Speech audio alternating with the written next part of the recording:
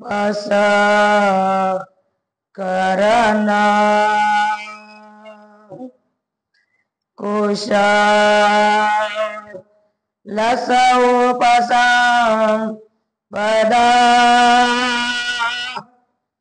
सचेत परियोदपन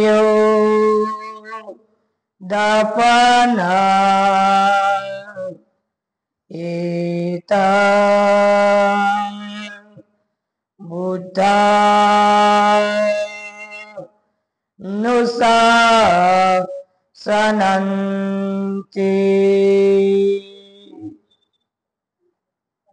ईश्वर शांतिदूत महामानव तथागत भगवान गौतम बुद्ध,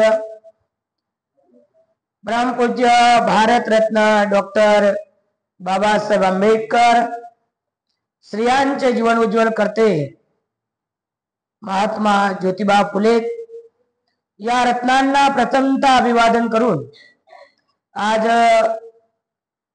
साकेत नगर येथील सर्व श्रद्धायुक्त बौद्ध उपासक उपासिका तसेच या कार्यक्रमाचे संयोजक कार्य समिती या संस्थेचे पदाधिकारी ज्यांनी 3 महिने बुद्ध आणि धम्मग्रंथ क्रांती प्रतिक्रांती या ग्रंथाचं वाचन करून महिलांमध्ये पुरुषांमध्ये जी श्रद्धा जागृत केलीत, असे जरी त्यांना 1.5 वर्ष झालं असेल 2 वर्ष झालं असेल तरी पण विचाराने विद्वान असलेले शिलाने अधिष्ठित असलेले असे पूजनीय भदंत श्रद्धा रक्षितजी, त्याचबरोबर औरंगाबाद शहरामध्ये प्रचार आणि प्रसार करणाऱ्या आमच्या पूजनीय भिक्खुनी संबोधीजी, त्याचबरोबर पूजनीय भिक्खुनी महामाया ज्यांनी स्वतःच्या शेतामध्ये समाजासाठी अहोरात्र प्रयत्न करून ध्यान साधना केंद्र केलं, मोठा स्तूप उभा केला, असं माया आमचा भीमटेकडीचा सर्व श्रावक संगत, या कार्यक्रमाला ज्यांनी मला बोलवलं ती संयोजक समिती, ज्यांच्या प्रयत्नाने मला नंदनवन कॉलनी ओळखीची झाली अशा आमच्या दायित्व आमच्या महाउपासिका श्रद्धावान आमच्या वाघमारे आहेत, संपूर्ण वाघमारे परिवार, आपल्या सर्व परिवाराला मी मंगल कामना देतो, शुभ कामना देतो। आणि या ठिकाणी आजच्या वर्षवास सांगतेच्या निमित्ताने मला सुद्धा कुशल आणि पुण्यकर्म करण्याची संधी आपण सर्वांनी प्राप्त करून दिली, त्याबद्दल तुम्हा सर्वांना मंगल कामना देऊन या ठिकाणी मी धम्मदेशनेला सुरुवात करतो। खरं तर आम्ही सर्वांनी भोजन घेतलेलं आहे, आपण भोजनाच्या बाकी आहे याची सुद्धा मी आठवण ठेवत आहे। प्रियजन, बोलत असताना मला अत्यंत आनंद होत आहे। गेल्या 25 ते 30 वर्षापासून मी औरंगाबाद शहरामध्ये काम करतो। माझा कालखंड जवळपास 30 वर्षापासून भीमटेकडी परिसरात काम करत असताना अहोरात्र एकही असं नगर नाही की त्या नगरात मी प्रचार केला नाही। बंतीजी बोलले आता मग भिक्खूला वयाने मानायचं की ज्ञानानं मानायचं, बंतीजी अतिशय सुंदर धम्मदेशना देतात। मला ऐकताना खरंच बाबासाहेबांच्या विचाराची आठवण झाली। बाबासाहेब म्हणतात शिकलेला बौद्ध भिक्खू असला पाहिजे, शिकलेली बौद्ध भिक्खुनी असली पाहिजे तर समाजाचं कल्याण होईल। प्रियजनो, आज आमची गरज आहे। बंतीजीने इतिहास सांगितला, मी इतिहास सांगणार नाही, मी ढोबळपणे तुमच्या पुढे मांडेन, कारण आपल्याला बाबासाहेबांची धम्मक्रांती या जगात परत पेरायची आहे, परत त्याची पेरणी करायची आहे। आणि म्हणून मी गेल्या 8 महिन्यापासून पूर्ण वर्षभर चालू होण्याच्या आधी आणि वर्षभर चालू झाला पण मी अधिष्ठान यावेळी भीमटेकडी या ठिकाणीच घेतलं होतं। पूर्ण महाराष्ट्रामध्ये प्रत्येक तालुका आणि प्रत्येक जिल्ह्यात मी प्रचार आणि प्रसार करण्यासाठी गेली। खंत असं वाटतंय की ज्या बाबासाहेबांनी मला आपल्याला बौद्ध धम्म दिला. बंटीजी, तुम्ही जे बोलला फक्त औरंगाबादपुरते बोलला असाल. मी ऑल महाराष्ट्राचं उदाहरण तुमच्या पुढे देतो. सोमवारी सकाळी 7 वाजले की धम्मदर्शना गाडीत बसून बाहेर रस्त्याने जात गाडीत जेवण करत होत्या. गेल्या 8 महिन्यामध्ये प्रत्येक तालुका आणि जिल्हा पिंजून काढला. प्रत्येक तालुका आणि जिल्ह्याची परिस्थिती वाईट आहे. मी औरंगाबाद शहरातील उपासकाला खूप खूप धन्यवाद देतो, मंगल कामना देतो की ते आमचे मायबाप आहेत. औरंगाबाद सारखा भिक्खू संघ किंवा भिक्खुनी संघाच्या उपासक उपासिका संघ या महाराष्ट्रात नाही. मी ग्वाही देतो. औरंगाबादचा किती नवीन भिक्खू आला, किती नवीन भिक्खुनी आली, तरी त्याला पोटभरचं जेवण आणि त्याला काशाय वस्त्र मात्र दान दिल्या जाते, त्याला सहानुभूती दिल्या जाते, हे मला माहित आहे. कारण मी जेव्हा विद्यार्थी म्हणून आलो वयाच्या 13 ते 14 वर्षात गोंडाने परिवार माझा जुने उपासक आहे, त्यांना माझं वय माहित आहे. मी 13 ते 14 वर्षात या औरंगाबाद शहरात आली होती आणि त्या वयात औरंगाबाद शहराच्या लोकांनी मला स्वीकारलं, त्यांनी मला प्रेम केलं, त्यांनी मला वाढवलं. आज जे काही जगामध्ये महाराष्ट्रामध्ये नाव आहे ते औरंगाबाद शहरातील उपासक उपासिकाच्या अथार्थ प्रयत्नातून एक धम्मदर्शना घडलेले आहे. हे आपल्याला नाकारता येणार नाही. आणि म्हणून प्रेरणा मला एक सांगायचं आहे की महाराष्ट्रामध्ये कुठलाच तालुका कुठला जिल्हा त्याच्यामध्ये ताकद नाही भिक्खू संघ पोहोचण्याची, भिक्खू संघाला वाढवण्याची त्यांच्यात ताकद नाही. जेव्हा मी तालुका आणि जिल्ह्यामध्ये जात आहोत, कारण येत्या 2026 मध्ये हो घातलेल्या इतिहासामध्ये बाबासाहेब आंबेडकर 1954 मध्ये 6वी संगीती झाली होती आणि त्या 6व्या संगीतीला आता 70 वर्ष पूर्ण झाले. त्या संगीतीमध्ये अनेक देशाचे लोक सहभागी होते आणि त्याच संगीतीमध्ये बाबासाहेब आणि गोयंका गुरुजी प्रतिनिधी म्हणून गेले होते. त्यानंतर बाबासाहेबांनी आपल्याला बौद्ध धर्माची दीक्षा दिली. 70 वर्ष पूर्ण झाले आणि 70 वर्षानंतर समाजाची जी अवस्था आहे भंतीनं त्यांच्या भाषेत सांगितली ती सत्यता आहे, त्यामध्ये दुमत नाही. तुम्ही आज जरी टाळला तरी उद्या तुम्हाला त्या परिस्थितीला जावं लागेल, हे माझं ठाम मत आहे, माझं वैयक्तिक मत आहे. प्रियजनो, बाबासाहेबांनी धम्मक्रांती केली, त्याला 70 वर्ष पूर्ण झाले.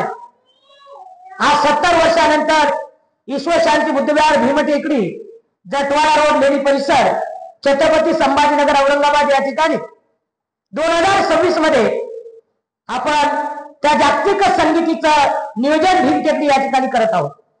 गेल्या 8 महिन्यापासून महाराष्ट्रात फिरत आहे, तालुका आणि जिल्हा फिरत आहे आणि त्या जागतिक परिषदेचे नियोजन असल्यामुळे मी तुमच्याकडे आज 1 तास उशिरा आले. कारण डॉक्टर अरविंद गायकवाड सोलेने सर त्यांची टीम सर्व आमची कमिटी नियोजन करण्यासाठी आज आपल्या भीमटेकडी परिसरात आले होते, त्यामुळे मी तुमच्याकडे 1 तास लेट आले.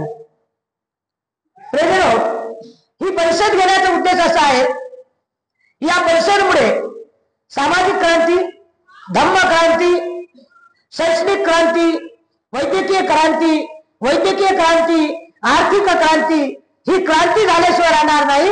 आणि परत बाबासाहेबांचं धम्मचक्र आपल्याला गतिमान करायचं असेल, ही संगीती होणं फार गरजेची आहे. आणि म्हणून त्याची प्रतिकृती म्हणून आम्ही येत्या 2026 मध्ये जागतिक परिषद घेत आहोत. 26, 27, 28, 1 मार्च आणि 2 मार्च अशी 5 दिवसाची ही जागतिक परिषद आहे. या जागतिक परिषदेमुळे मी फार व्यस्त आहे. गेल्या 8 महिन्यापासून औरंगाबाद शहरातील उपासक उपासिकाला मला भेटता येणार, त्यांना बोलता येणार, त्यांचा मेसेज घेता येणार आणि त्यांच्या कार्यक्रमावर मला वेळेवर जाता येणार. मी 8 महिन्यापासून पहिल्यांदा तुमच्याकडे बसून जेवण केलं. ज्यांच्याकडे भोजनदानाला गेली, लवकर करा, मला लवकर जायचं आहे, कारण डोक्यावरती फार मोठं वजन घेतलं. तुमची माझी जबाबदारी आहे की 70 वर्षानंतर ही जागतिक परिषद महाराष्ट्रात झाली पाहिजे आणि त्यासाठी हे काम करणं आपलं तुमची माझी गरज आहे.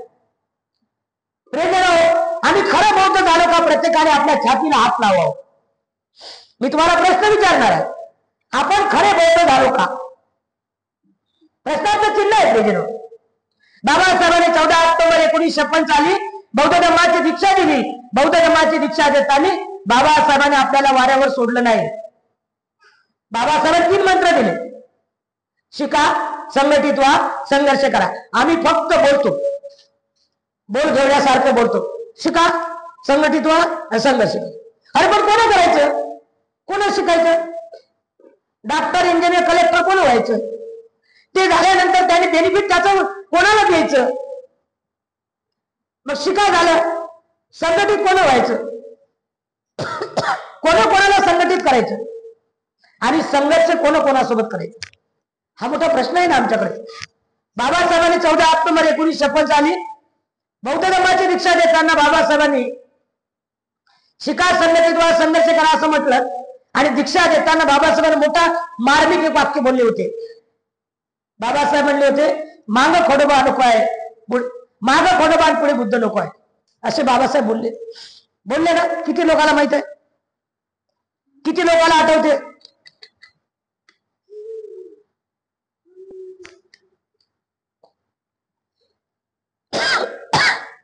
किती लोकांना लक्षात आहे? का म्हटलं बाबासाहेब कोण का बोलले असं? एवढे कोण का बोलले? कारण आज आपल्या उपासकांच्या घरामध्ये आम्ही जेव्हा जातो बंगल्यामध्ये, आपण सर्व बंगल्यावालेच आहेत, झोपडीवाले कोणी नाही. झोपडीवाले असेल तर काय हरकत नाही, पण बंगल्यामध्ये जर गेलात, मी नाव सांगत नाही, परंतु आमची सायकोलॉजी स्ट्रॉंग आहे. तुम्ही आम्हाला येड्यात काढलं असं, आम्ही येडा असं वाटते तुम्हाला. त्याने मुंडन केलं, अंगावर काशाय वस्त्र घेतलं, एक गाडी घेतली, एक मोबाईल केला, उगी बोंबलच फिरू लागला प्रचार कर. ह्याला काय करते? तुम्हाला असं वाटतंय कदाचित त्याला नवरा भेटत नव्हता म्हणून भिक्कुनी झाली? कदाचित तुम्हाला असं मला तर असं वाटलं भंतीच्या, यांना नवरा भेटत नव्हता म्हणून कदाचित भिक्कुनी झाली. भंतीला बायकोने ठेवलं नाही म्हणून भंतीची भिक्कू झाले. यांच्या घरी गरिबी होती म्हणून भिक्कू झालात. तुमची काहीतरी परिस्थिती वाईट होती म्हणून भिक्कू झालात. पैसे भेटतात म्हणून भिक्कुनी झालात. पैसे मिळतात म्हणून कुटुंबाला सांभाळता येते म्हणून भिक्कू झालात. असा तुमचा गैरसमज आहे. हा तुमचा गैरसमज आहे. बाबासाहेबांची धुरा सांभाळताना स्वतःच्या पोटचा गोळा दिला पाहिजे. म्हणूनच सम्राट अशोकाने दायत्व मागितलं होतं. माहित आहे ना तुम्हाला? दायत्व मागितलं की नाही सम्राट अशोकाने? सम्राट अशोक म्हणला, मला दायत्व पाहिजे बौद्ध धर्माचं. तुम्ही मागू शकता का दायत्व? घेऊ शकता का दायत्व तुम्ही? किती लोकांची इच्छा आहे दायत्व घ्यायची? हातवर करा. मग दायत्वाचा अर्थ सांगतो मी तुम्हाला. किती लोकांना इच्छा आहे दायत्व घ्यायची? नाही घेऊ शकत तुम्ही दायत्व. ताकद नाही तुमच्यात, हिंमतच नाही तुमच्यात, ताकद नाही. तुम्ही दायत्व घेऊ शकत नाही. दायत्व घेण्यासाठी स्वतःचा मुलगा किंवा मुलगी दान करावं लागते. आम्ही काय करतो? हम दो हमारे दो. त्याच्या पलीकडे काय आमच्याकडे? 2च मुलं आहेत, त्यातला एक मुलगा कसा देणार तुम्ही? देऊ शकत नाही तुम्ही. तुम्ही म्हणता आमचा मुलगा डॉक्टर झाला पाहिजे, इंजिनियर झाला पाहिजे, कलेक्टर झाला पाहिजे, न्यायाधीश झाला पाहिजे, मोठ्या पदाला गेला पाहिजे आणि म्हातारपणी त्याने माझा सांभाळ केला पाहिजे, हे सुपीक डोक्यातला तुमचा विचार आहे. पण आजच्या काळात तसं होत नाही. कहा गया का नाही, क्या लाया कुछ नाही.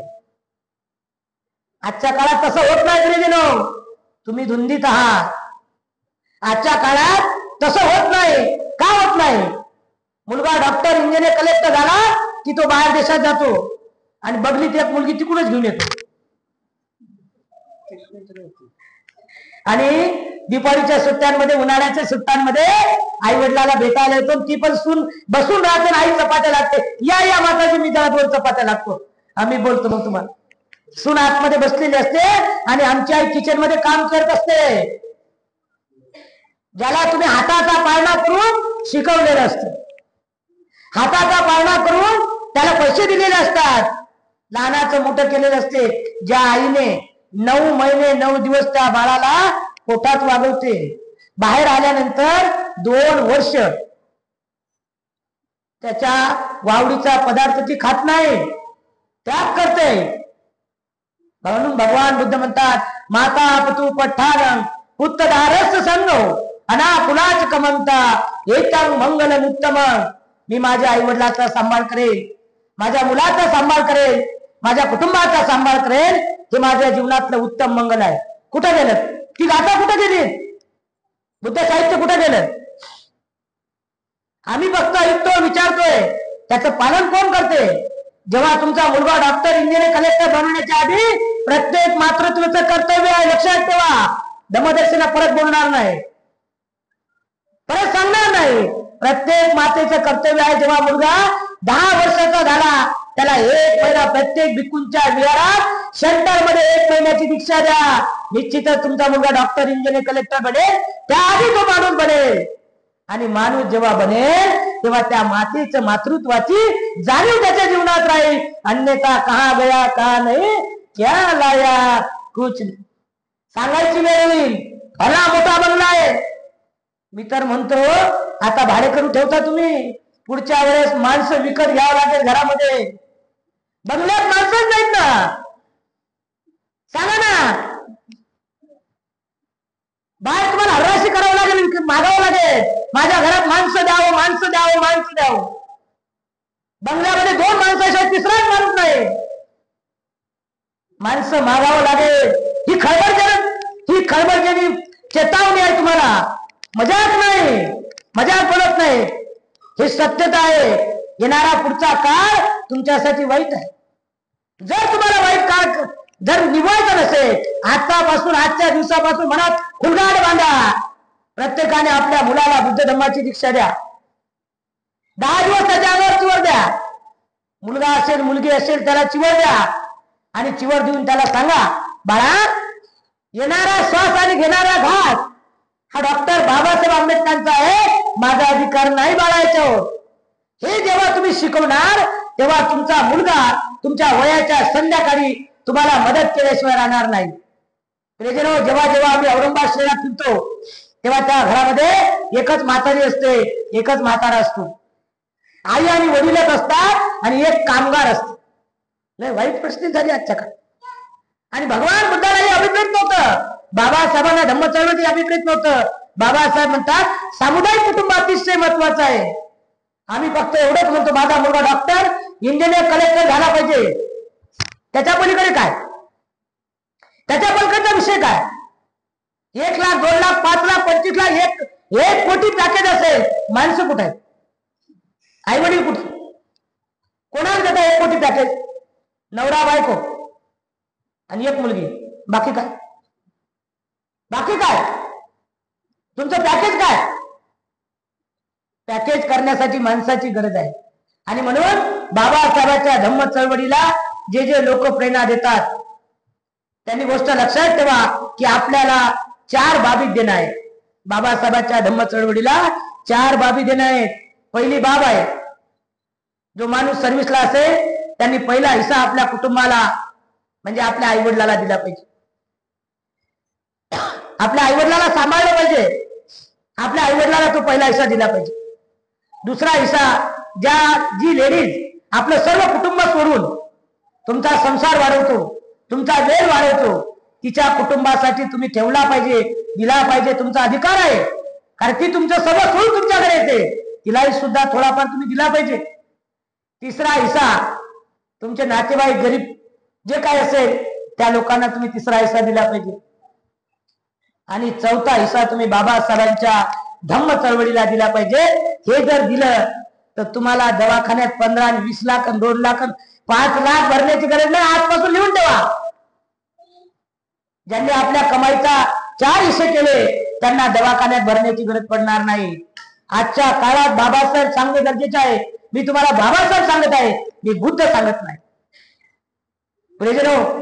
मी बुद्धाची पाईक आहे, परंतु ज्या बाबासाहेबांनी धम्मक्रांती या भारत देशात निर्माण केली त्या बाबासाहेबांचा धम्म हा आम्ही लोपित करत आहोत, थांबवत आहे, वाढवत नाही.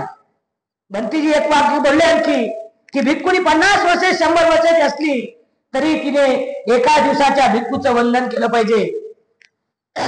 बंतीजी येता लवकर काळ आहे, येत्या 2026 मध्ये संगीतीमध्ये हा ठराव पारित केला जाईल.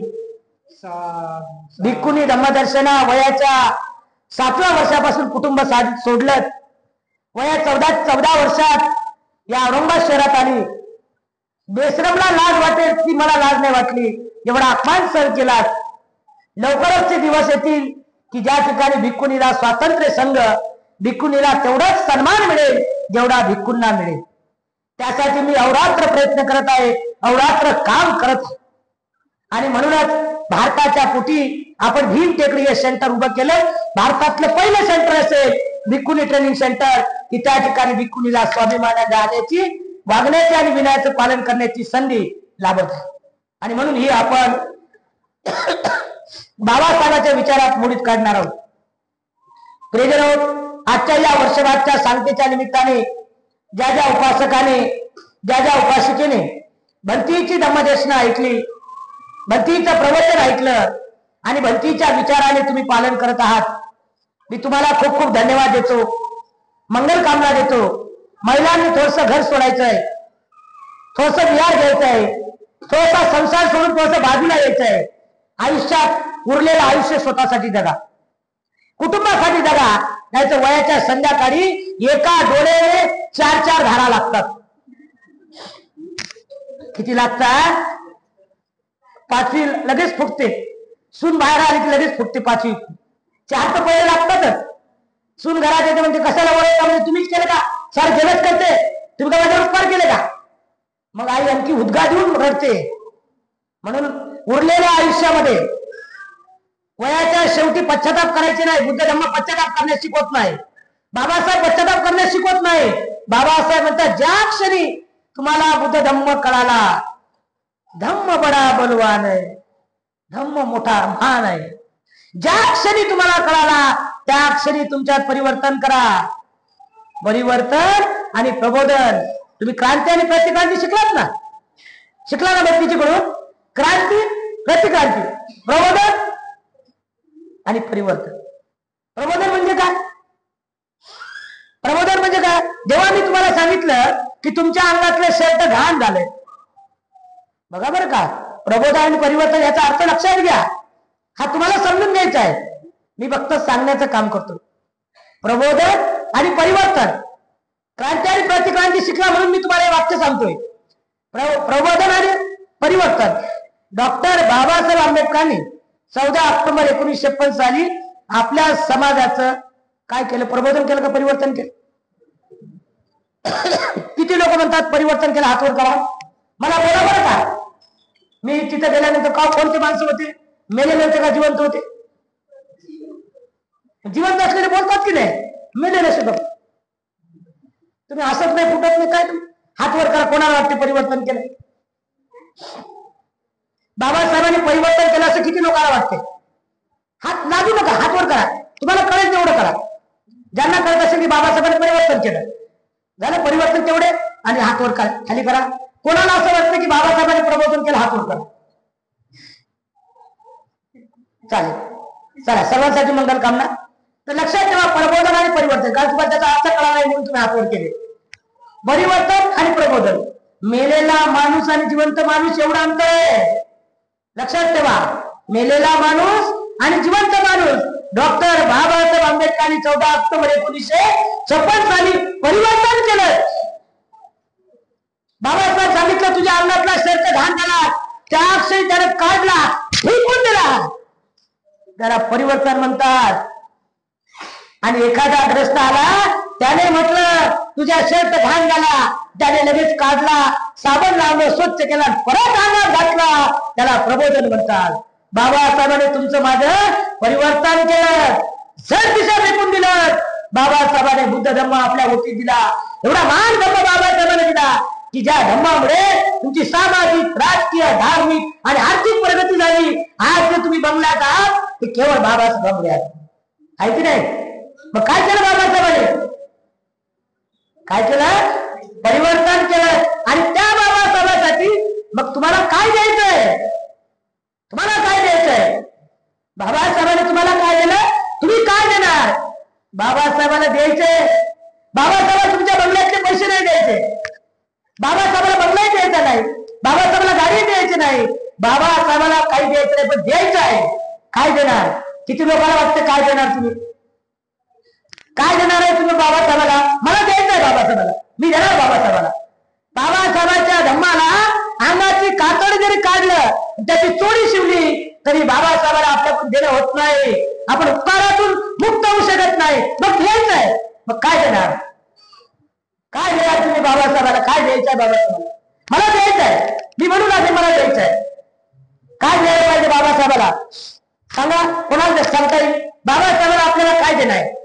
मंत्र बुडवायचं आहे, बाबासाहेबाला द्यायचं आहे. बाबासाहेबाला दिल्याशिवाय तुम्हाला आणि मला चेंज पडणार नाही. कारण जेव्हा तुम्ही बाबासाहेबाला देणार, तेव्हाच बाबासाहेबांचे कट्टर अनुयायी बनणार, आणि त्याचा तुम्ही बनू शकत नाही. आम्ही लुचपुचल्या बनायचं, बाबासाहेबांची धम्म चळवळ चालवायची आहे. बाबासाहेब परत आपल्याला जिवंत करायचंय, विचाराने करायचंय. आज तुमचं मुळात सगळ्यात जळेल तेव्हा भीम कळेल, अशी वेळ हात आलेली आहे. आजची परिस्थिती वाईट आहे आपली, आजची परिस्थिती वाईट आहे. आज प्रत्येक ठिकाणी अत्याचार होत आहे. कोणीच कोणाला मानेना, ना धार्मिक, ना सामाजिक, ना राजकीय, ना कुठलीच परिस्थिती आपल्याकडे नाही. कोणती परिस्थिती आहे सांगा बरं मला? कुठली परिस्थिती आहे आमच्याकडे? बंटीजी आहे का कुठली परिस्थिती? विचार करा. माताजी म्हणतात म्हणून नाही, मग मला देणं आहे. मग काय द्यावं लागेल आपल्याला? प्रेजरो, प्रत्येकाने आजच्या वर्षवाईच्या समापन दिवशी कुणात फुलगाड बांधा, मला बाबासाहेबाला देणं आहे. काय देणार तुम्ही? काय देता बाबासाहेबाला? काय देण्यासारखं आहे तुम्हाला बाबासाहेबांसाठी? काय इच्छा आहे तुम्हाला देण्याची? बाबासाहेबाला मी हे दिल्यानंतर बाबासाहेबांचा धम्म मी वाढवू शकतो. नेमकं काय देऊ शकता तुम्ही बाबासाहेबांना? तुम्हाला आणि मला बोट सर्वांनी त्यासाठी बाबासाहेबांसाठी तुम्हाला आणि मला फक्त वेळ द्यायचा आहे. किती वेळ द्यायचा आहे? 24 तास तुम्ही संसाराला द्या. आम्ही मानणार नाही तुम्हाला. आम्ही अजिबात म्हणत नाही डोक्याचे मुंडन करा आणि आमच्याकडे प्रचार करा, आमचा अधिकारच नाही. परंतु घरात असताना, संसारात असताना, महिलांमध्ये असताना, मैत्रिणीमध्ये असताना, नातेवाईकात असताना फक्त एक गोष्ट लक्षात ठेवा की माझ्याकडून रोज एक उपासक मी तयार करेल की मला बाबासाहेबांना देणार आहे. दिवसातून फक्त 20 मिनिटं वेळ द्या. किती मिनिटं द्या? 20 मिनिटं द्या. बाबासाहेबांना तुम्ही प्रत्येकाने 20-20 मिनिटं वेळ दिला, लाखो लोक बुद्धमय होतील आणि परत बाबासाहेबांची धम्म चळवळ तेवढी जिवंतपणे काम करेल. बाबासाहेबांचा धम्म परत प्रेरित होईल. जी काय आज मरगळ आलेली आहे, जे काही नाराजी आलेली आहे, जे काय आमच्यामध्ये निराशा आलेली आहे, ते दूर केल्याशिवाय राहणार नाही. आणि म्हणून प्रत्येकाने फुलगाड बांधायचे आहे. मला बाबासाहेबांना देणं आहे, तो माझ्या आयुष्यातला. बाबासाहेब म्हणतात टायमिंग म्हणे, वेळेला महत्व द्या. तुम्ही जर वेळेला महत्व दिलं नाही तर वेळ मला उत्तर देईल. लक्षात ठेवा, हे बाबासाहेबांचं वाक्य माझं नाही. तुम्हाला आणि मला आपल्या आई वडिलांनी जन्म दिला. जन्म देणाऱ्या आई वडिलांपेक्षा कर्म देणारे आई वडील अतिशय श्रेष्ठ आहेत. मग तुमचा आणि माझा बाप बाबासाहेब आहे. कोण दिलं कर्म आम्हाला? बाबासाहेबांनी दिलेलं. म्हणून बाबासाहेबांना मला देणं आहे. मग बाबासाहेबाला देताना आपण एकच गोष्ट लक्षात ठेवा की बाबासाहेबांच्या धम्म चळवळीला जे घातक विषय असेल ती मी करणार नाही. आणि बाबासाहेबांच्या धम्माला प्रेरित करण्यासाठी, बाबासाहेबांच्या धम्म चळवळीला वाटचाल करणाऱ्या लोकांना किंवा वाटचाल करणाऱ्या धम्म चळवळीला मी हातभार लाईन. माझ्या आयुष्यातला 10 मिनिटं वेळ का होईना, 20 मिनिटं वेळ का होईना, प्रतिदिन मी देईन. असं जर केलं, आज मात्र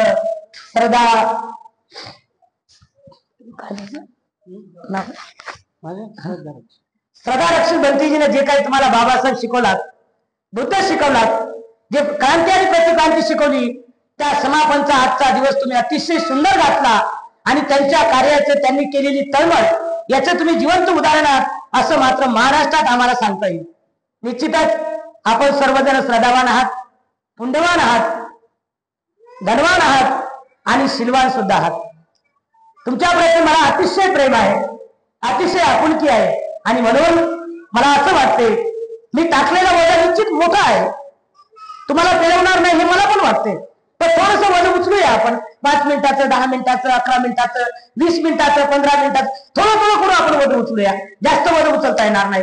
परंतु आपण प्रत्येकाची जबाबदारी पार पाडली तर आज आपली संपूर्ण महाराष्ट्रामध्ये, संपूर्ण भारतामध्ये बाबासाहेबांची धम्मक्रांती राहिल्याशिवाय राहणार नाही असं म्हणण्यास काय हरकत. आणि म्हणून प्रियजनो, या वर्षभराच्या शांतीच्या निमित्ताने भरतीने जे काही 3 महिने तुम्हाला प्रबोधन केलं, जे काही धम्मदेशना दिली, त्या धम्मदेशनेचं आपण पालन केलं पाहिजे. मला एक उदाहरण आठवते की आपण सर्व पुण्यवान आहात. बौद्ध धर्मात नच नाही, पण आपण केलेलं कार्य हे अतिशय फलित आहे असं म्हणण्यास काय हरकत नाही. प्रेमीनो, याचं कारण असं आहे की 3 महिन्याचा त्याग करणं साधी गोष्ट आहे. 3 महिन्यामध्ये वाचन करणे तुम्हाला सांगणे साधी गोष्ट आहे. 1 तास बोललं तर आपल्याला घाम फुटतो की नाही, त्रास होतो की नाही. आणि म्हणून मी नेहमी माझ्या प्रवचनात लोकांना सांगतो, कहा गया का नाही, क्या लाया कुछ नाही. तुम्ही म्हणसाल आज आमच्याकडे भंतीजी आले होते, खूप भंतीजी होते, धम्मदर्शना माताजी तर लय बोलल्या. काय बोलल्या? लय बोलल्या. काय बोलल्या? लय बोलल्या. काय म्हणतात तुम्ही? लय बोलल्या. खरं बोलल्या बरं का, लय बोलल्या. पण काय बोलल्या?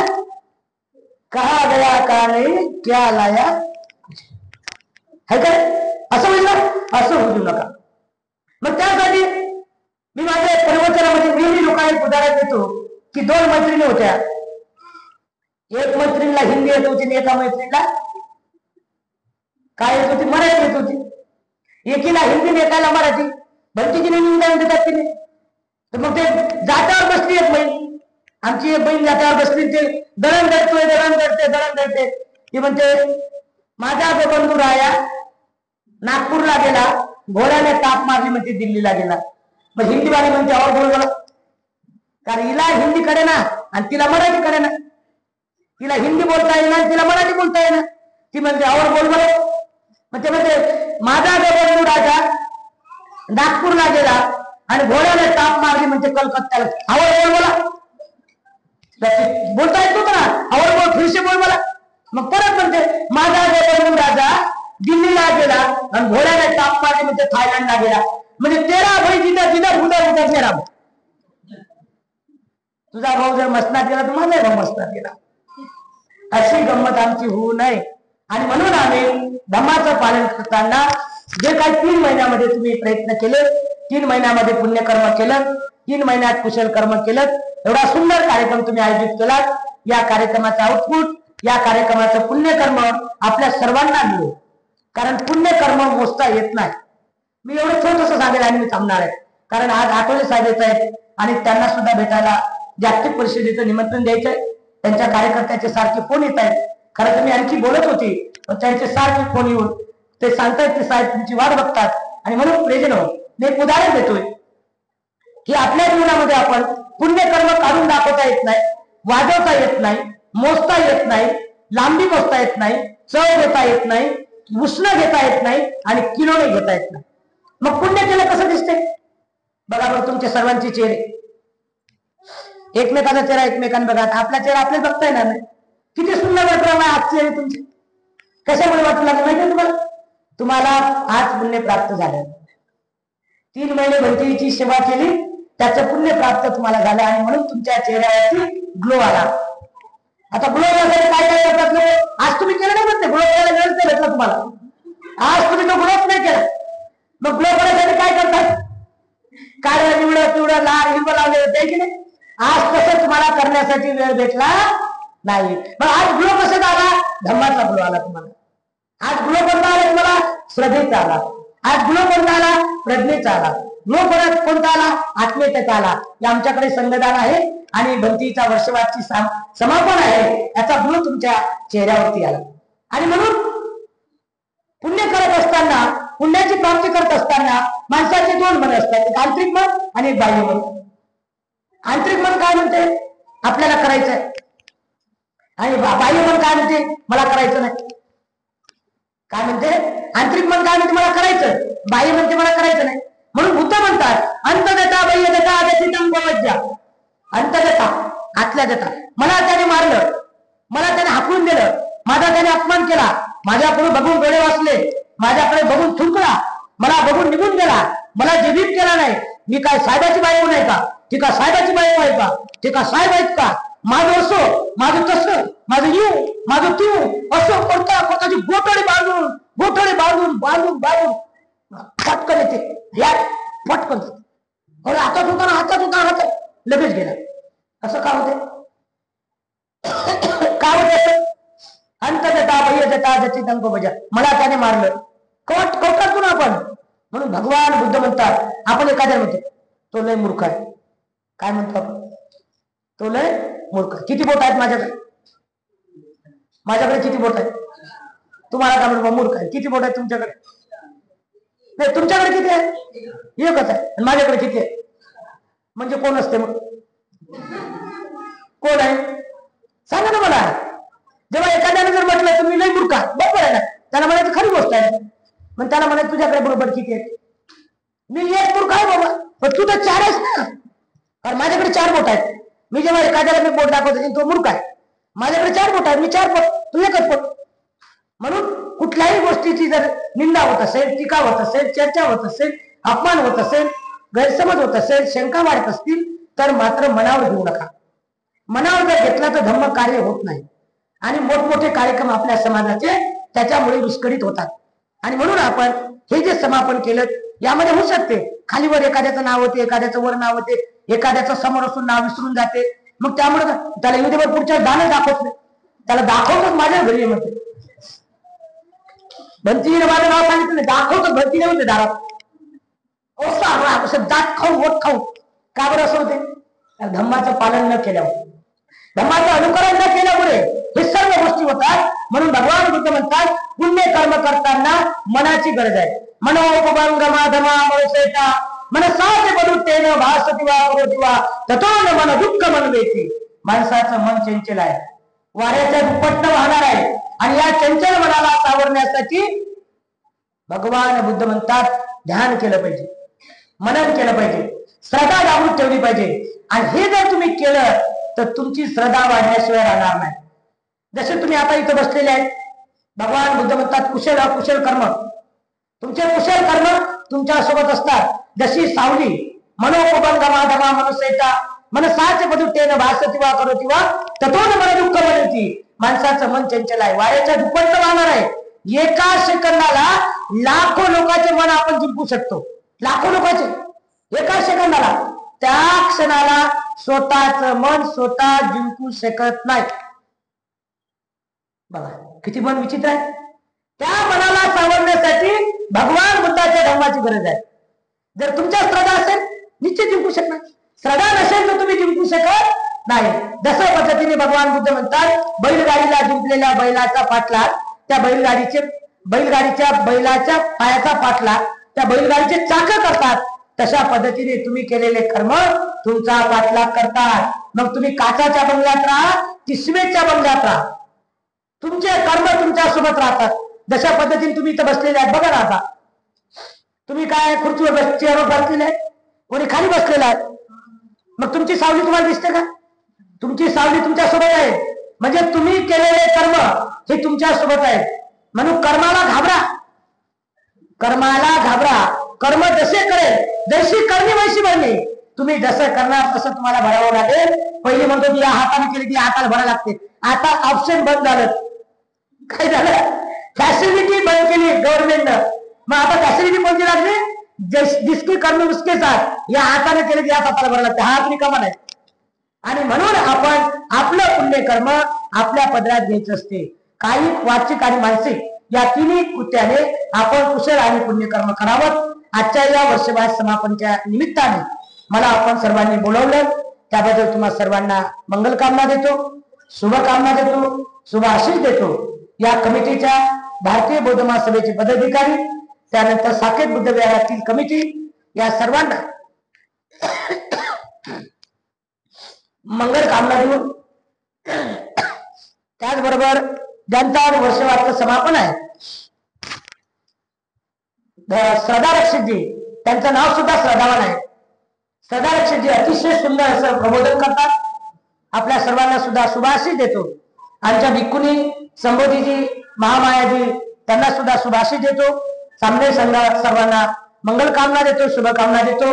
आपण सर्वांनी मला ऐकून घेतलं त्याबद्दल मंगल कामना देऊन आपण परत निश्चितच भेटणार आहोत. आज जरा तुम्हाला कमी वेळ दिला त्याबद्दल मी दिलगिरी व्यक्त करतो.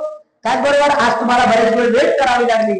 मी तुम्हाला कारण सांगितलं की आमच्याकडे जागतिक परिस्थितीची बैठक असल्यामुळे तुमच्याकडे मला वेळेवर येता आलं नाही. त्याबद्दल मी दिलगिरी व्यक्त करतो आणि आपल्या सर्वांना मंगल कामना देऊन शुभकामना देऊन तुमच्या दानाचं अनुमोदन करतो.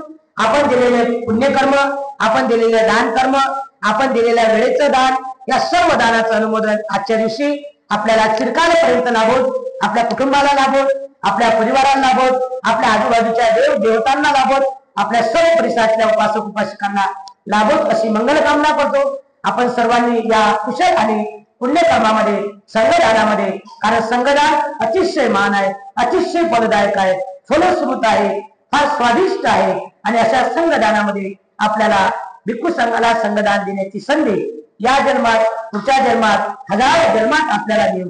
कारण जन्म माहित नाही, बाबासाहेब म्हणतात आज मेलं उद्या माहित नाही काय होते, म्हणून आपण जन्म सांगू शकत नाही, पण निश्चित पुण्यकर्म तुम्हाला लाभो अशी आपल्या सर्वांप्रती मंगल कामना करतो, शुभ कामना करतो आणि आशीर्वाद गातेने या ठिकाणी थांबण्याचा प्रयत्न करतो। साधू साधू साधू सवेंद्रियो वदन्तु साभर्गो विनाशतु माते भवन्तु अंतराय सुखे दीर्घायुको भवायुर्भुवे संपत्ति सर्वसंपत्ति निर्वाचो ततो निब्बाण संपत्ति विनाशे समेजतु।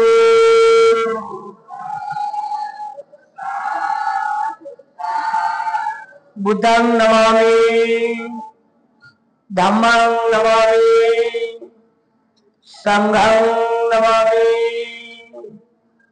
सर्वांनी एकाच आवाजात म्हणा बरं, हात जोडा बरं सर्वांनी, छातीला टेकवा म्हणा, मोठ्याने म्हणा, साधू साधू साधू। सर्वांनी वंदन करा। बुद्धं नमामि, धम्मं नमामि, संघं नमामि।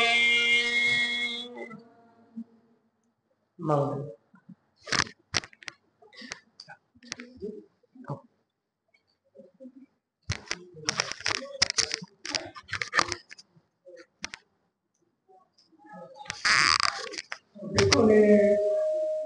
माता यांनी उत्कृष्ट धर्मदेशना दिली, आपण सुद्धा केलं।